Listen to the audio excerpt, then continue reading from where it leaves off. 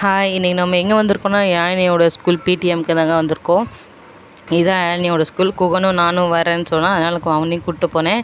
Class ரூமுக்கு போனதுமே அவர் போய் குட் பாய் மாதிரி டேபிளில் சைலண்ட்டாக உட்காந்துட்டாரு. கிளாஸ் ரூமை சுற்றி சுற்றி பார்க்க ஆரம்பிச்சிட்டாரு. பார்த்துட்டு அப்புறம் நான் வீடியோ எடுக்கிறதையும் பார்த்துட்டான். பார்த்து அவர் ஃபோர்ஸ் கொடுக்க ஆரம்பித்தார் என்னோட வீடியோவுக்கு. ஃபோர்ஸ் மாற்றி மாற்றி கொடுத்துட்டு இருந்தான். போதுண்டா நிறுத்துன்னு சொன்னாலும் அவர் நிறுத்தலை. ரொம்ப நேரமாக ஃபோர்ஸ் கொடுத்துட்டே இருந்தார். சரி கொடுக்கட்டும் எவ்வளோ நேரம்னு சொல்லி நானும் எடுத்துகிட்டே இருந்தேன். அதுக்கப்புறம் அவரே டயர்ட் ஆகிட்டார். போதும் அப்படின்ட்டாரு. நான் அப்படியே கிளாஸ் ரூம் பார்த்துட்டு நான் இந்த கிளாஸ் ரூமை விட்டு நான் வரமாட்டேன் அப்படின்னு சொல்லி அடம் பிடிக்க ஆரம்பிச்சிட்டான். அப்புறம் தான் இது உன்னோட டிபார்ட்மெண்ட் இல்லை, உந்து கீழே இருக்குது, வாடா நான் உன்னோட கிளாஸ் ரூமுக்கு கூப்பிட்டு போகிறேன் அப்படின்னு சொல்லிவிட்டு அவனோட கிளாஸ் ரூமுக்கெலாம் கீழே கூப்பிட்டு வந்து காமிச்சேன். இதுதான் என்னோடய கிளாஸாக நல்லா அழகாக இருக்குது, நான் இங்கேயே இருக்கிறேன், நான் வீட்டுக்கு வரமாட்டேன் அப்படின்னு சொல்லி அடம் பிடிச்சிட்டு இருந்தான். அங்கே இருந்த பொம்மைலாம் பார்த்து அழகாக நான் இதை எடுத்துகிட்டு போகலாமா வீட்டுக்கு அப்படின்னு சொல்லி கேட்டுட்டு இருந்தேன். அங்கே இருந்த மேம் கிட்டலாம். நாங்கள் சாட்டர்டே போனதுனால ஸ்டூடெண்ட்ஸ்லாம் யாருமே இல்லை.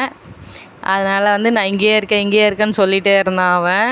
எப்படியோ ஒரு வழியாக பேசி வாடா நாளைக்கு வரலாம் அப்படின்னு சொல்லிவிட்டு ஐஸ் வாங்கி தரேன் அப்படி ஏதோ ஒன்று சொல்லி அவரை வெளியில் கூப்பிட்டு வந்தாச்சுங்க. எப்படியோ ஒரு வழியாக வெளியே கூப்பிட்டு வந்தோடனே ஐஸ் வாங்கி தரேன், நீ எங்கே ஐஸுன்னு கேட்க ஆரம்பிச்சிட்டான். அப்புறம் ஐஸ் சாப்பிட்டுட்டு கிளம்பிட்டோம்.